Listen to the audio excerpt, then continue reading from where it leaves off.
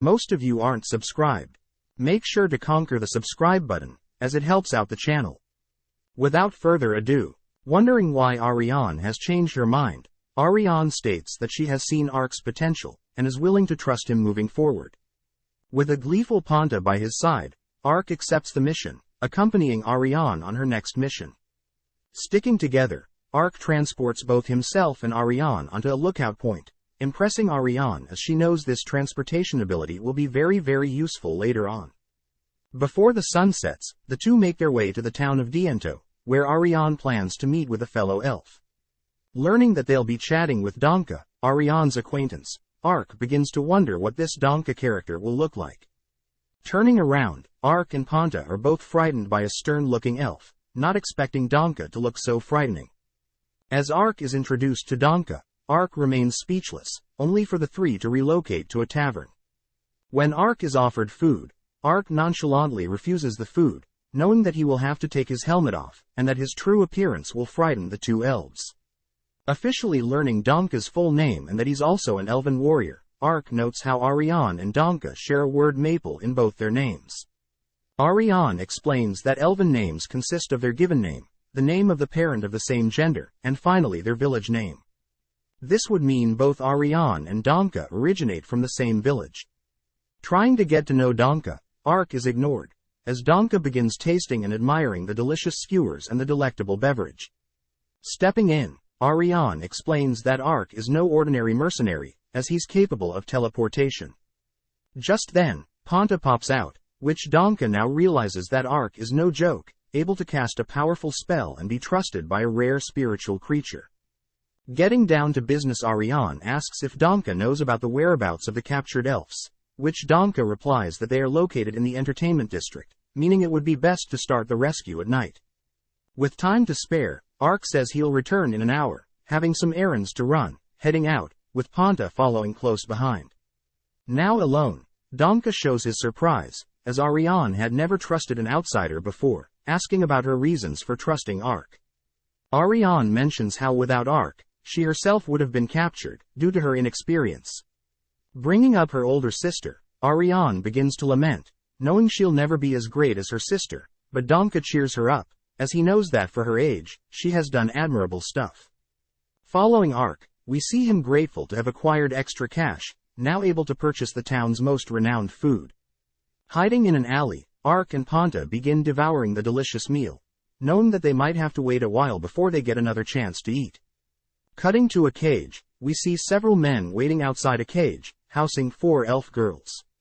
When one of the girls speaks up, the men simply laugh in their faces. With night coming, the three regroup, starting the mission, all whilst a mysterious person follows from behind.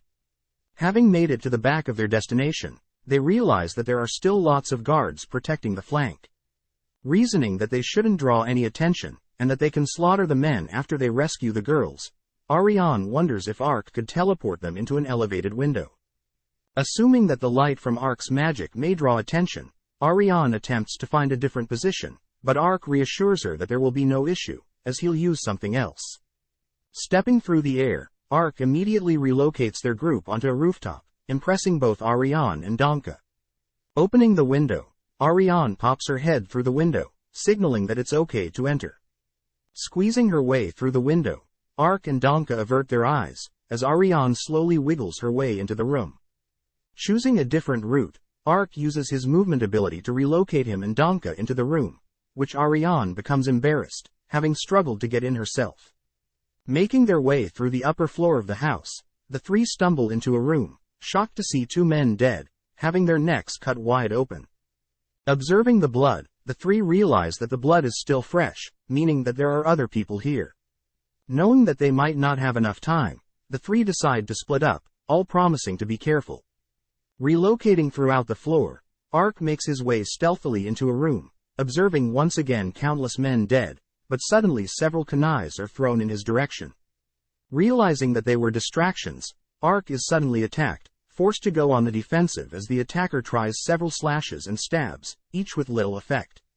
Putting space between Ark, the attacker is completely illuminated by the moonlight, allowing Ark to realize that the attacker is a human ninja hybrid. Questioning Ark on how he knows she is a ninja, Ark wonders how he's going to explain how he knows, but suddenly Ponta appears, which puts the ninja at ease. Sheathing her blade, the ninja apologizes for the misunderstanding, only to reveal that she's not here to save the elves, but couldn't find what she was looking for. Tossing Ark documents, the ninja states that the map will help guide Ark to where the elves are, only to toss Ponta some food. Before leaving, as an apology, the ninja tells Ark that she knows that a noble in the town has custody of 2 other elven captures. Before Ark can ask for her name, the ninja disappears, leaving Ark to begin reading the documents. Regrouping with the others, Ark tells them about how there are slaves in the basement, and that there are 2 others elsewhere. Suddenly the gang are interrupted, knowing that they must act fast if they want to rescue the elves in the basement. Igniting her blade, Ariane cuts down the men, as the 3 make their ways to the basement. Upon arriving, Ark pries open the bars, allowing the girls to rush to Ariane's side. With business done, Ark teleports everyone to safety, far away from the building. Applying his curse-breaking skill, Ark dismantles the necklaces restraining the girls, which impresses Donka, knowing a curse-breaking spell is very advanced. Looking after the girls, Donka reasons that Ark and Ariane should act immediately, prompting the 2 to begin making their way to the noble's manor. Following the master of the manor, we see him teasing his 2 captured elven slaves, beginning to perform devious acts on them. Making his way towards the mansion, Ark carries Ariane like a princess, asking for directions, only to be pointed towards the highest place of the manor. Having quietly made it onto the top of the manor, the 2 are unfortunately spotted, asked to come quietly. Having other ideas, Ark slashes a nearby bell, using it as cover, as the 2 head deeper into the mansion. Comedically standing as a statue, Ark is able to hide from the guards roaming the manor, swiftly heading to the master chambers to rescue the 2 elves.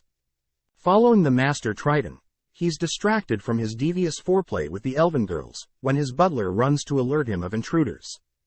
Before Triton can learn about the intruders, his door is smashed, as Ariane and Ark make their entrance. Refusing to allow intruders into his domain, Triton attempts to kick them out, but Ariane plants her leg into the man's crotch, putting him out for good. Knowing what might come if he tries to fight, Triton's son attempts to flee, but Ark cuts him off, scaring him to sleep. Having used too much strength, Ark realizes that one of the walls was fake, concealing something behind it. Checking up on Ariane, we see her continue to punish the disgusting Triton, reasoning that since he had broken a treaty and captured some elves, he deserves all the punishment he can get. Giving the 2 elves a chance to rough up Triton, Ponta and Ark can't help but stand and watch. Suddenly Triton's knights arrive, rushing in to rescue their master. Leaving the men to Ariane, Ariane infuses her blade with flames, easily gliding past the men, as they each fall. Turning to the girls, Ariane orders them to get to safety and find Donka. Back with Ark, we see him greedily stuff bars of gold into his bag, as Ponta watches on. Suddenly Ariane interrupts, forcing Ark to come up with an idea.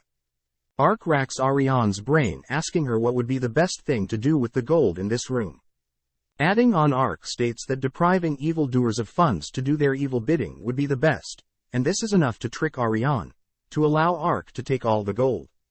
Suddenly the 2 hear explosions all throughout the manor, forcing the 2 to teleport to safety. Thinking back, Ark deduces that the explosions must be the work of the ninja, but can't be sure, as he confirms that he's completed his mission asked off by Ariane. Receiving his payment for helping her, Ariane wonders what Ark will do now, asking if Ark would like to visit her village, and continue to help her free other captured slaves. Internally, Ark can't be any happier, but calms himself as he knows he's still an outsider. Learning that he must meet with the leader of the elves, Ark seems hesitant, making Ariane believe that Ark does not trust her. But Ark reveals that he is unable to remove his armor, afraid of what others may do if they were to see his true form. Standing firm, Ariane promises to always trust Ark, which makes Ark finally show his face to Ariane.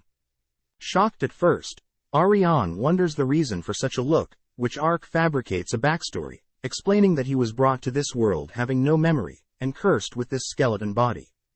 Reasoning that undead aren't able to use light magic like Ark, and that Ponta wouldn't be attracted to evil beings, Ariane believes that Ark is a trustworthy person, no matter his looks. Seeing Ariane accept his true form, Ark agrees to accompany her, to meet with the elders, and to be permanently tasked with saving other captured elves. Following the king of the Rowan kingdom, we see him speaking to his two sons, the oldest Sect and the youngest Dekares, and the princess, Uriarna. Wondering about the sudden increase in tension between humans and elves, the eldest son speaks up, accusing Triton of capturing elves, but the second son defends Triton, forcing the king to step in before things get heated. Knowing that their relations with the elves is crucial, as they have superior magic and help with a lot of agriculture and resources, the king has his sons and daughter begin to investigate the cause of the increased tension. Back with Ark, we see him following close behind Ariane, wondering why there is no sign of a clearing in the forest they're in. Seeing a sudden opening, Ark makes use of his teleportation, only to fall off a ledge, having not anticipated it. Taking a break, the two set up a fire, as Ariane learns that Donka and the girls are safe, and are heading towards Lalatoya, the elven village. Their conversation is cut short, as Ariane grows hungry, which Ark heads out to search for more food. Seeing Ponta sleep so elegantly, Ariane begins adoring Ponta's adorable looks, forced to hold back and not wake her up. Having brought back a boar to eat, Ark accidentally stumbles onto Ariane, cuddling and complimenting Ponta, only to be embarrassed, putting Ponta down. Cutting to the princess, we see her chatting with her maid, talking about how she knows her brother Dekares is involved with the elf captures, but she also knows that Sect will try to leverage Dekares' evil doings, to gain something. Speaking up, the maid grows excited, knowing that if Dekares is gone, the princess will only have to compete with Sect for the throne, but Uriarna shuts her down, as she still isn't sure that Dekares will be punished. Changing topics, the princess reasons that their top priority at the moment is to communicate and clear up any issue with the elves, stopping anything else from escalating further. The conversation ends, as Uriarna mentions her oldest sister, marrying into a mysterious family. Back with Ark, he's finally arrived, shocked at the massive infrastructure of the village.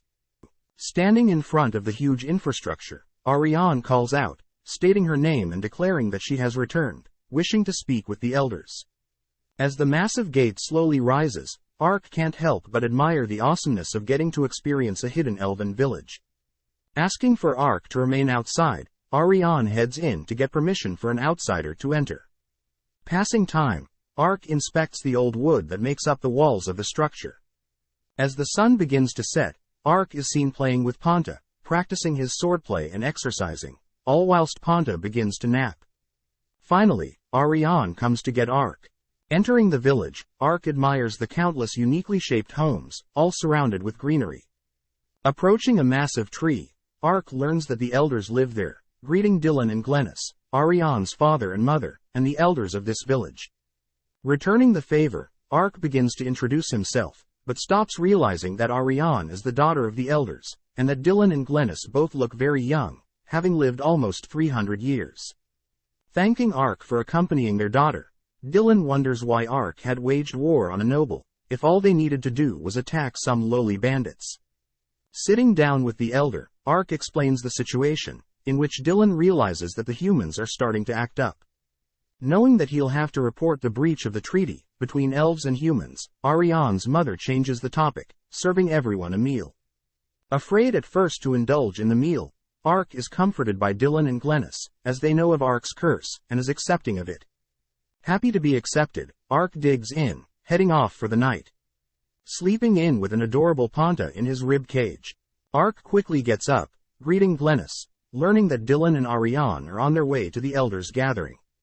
With Glennis serving Ark breakfast, we follow Ariane, as she follows her father into an altar, where several elves work together to teleport the two to the capital of Maple.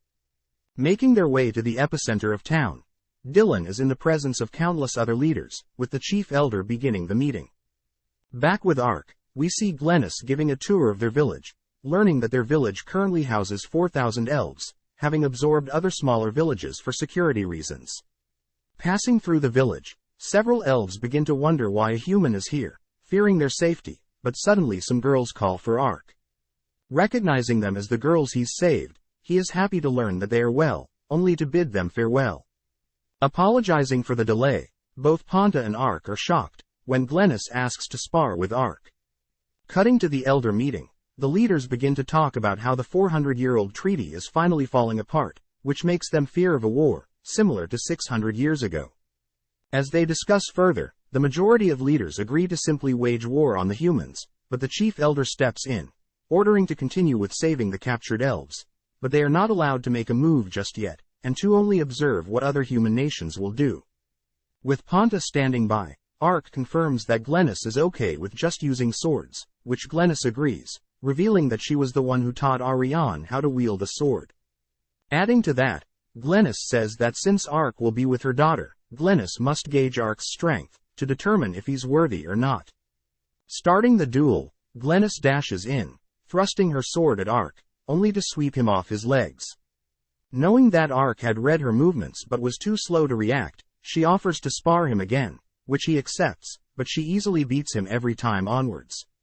As Dylan and Ariane head home, Dylan apologizes for not being able to do much, but is still proud of Ariane for saving their kind from the humans. Suddenly, Ariane is tackled by her older sister Evin, learning that Eving is getting married soon. Catching up, Eving tells Ariane that she's proud of her little sister, as she is quickly racking up notoriety for all the accomplishments she's claimed. Accepting the compliment, Ariane still knows that Evin is far stronger and accomplished than her, but changes the topic, asking about her fiancé. Learning that Evian's fiancé is a crazy strong person, Evin begins teasing Ariane, trying to learn if Ariane loves anyone, adding that her lover must surpass Eving in strength. As the sun begins to set, Ark is seen using various skills to catch Glennis off guard, but still falls, learning that experience overpowers high statuses. Calling it for the day, Glennis asks to return home, offering Ark a bath, especially after the sweat they've built up. Ecstatic, Ark unclothes, as he's guided to an indoor hot spring, choosing to scrub Ponta clean, before they both hop in.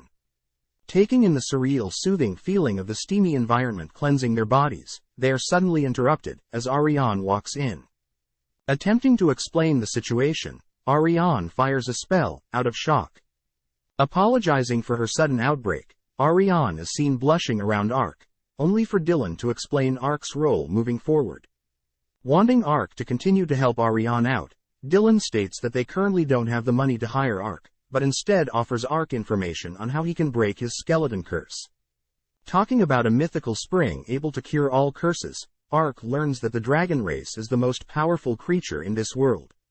Additionally, this magical spring is only found near the homes of dragons, and that the elves can help Ark gain access to this spring if Ark were to help Ariane out.